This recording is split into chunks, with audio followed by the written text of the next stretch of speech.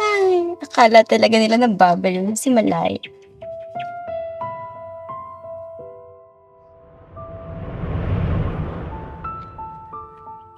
Manong, pakistop nga po ng car.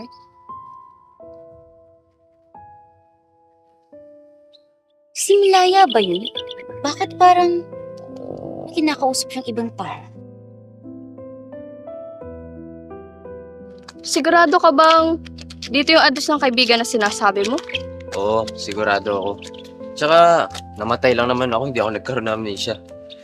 Huwag ka mag-alala, malapit na yun. Nababaliw na ba siya?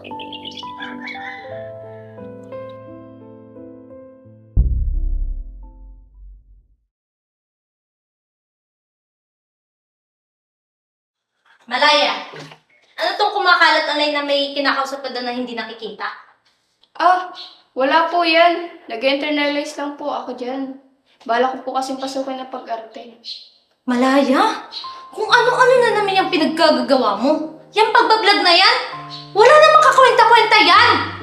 Mag-focus ka na lang sa pag-aaral mo! Saka mo lang naman ako napapansin. Pag masasama yung naririnig niyo sa akin. May sinasabi ka ba? Ah, wala po. Ayusin mo yung buhay mo, ha? Ayusin mo yun, ha?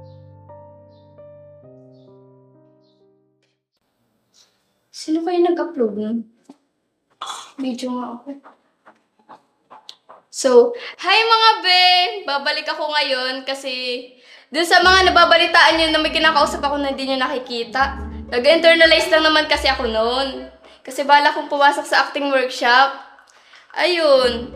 Nakapag-isipan naman kasi ako ng matino. Ano ba naman kayo?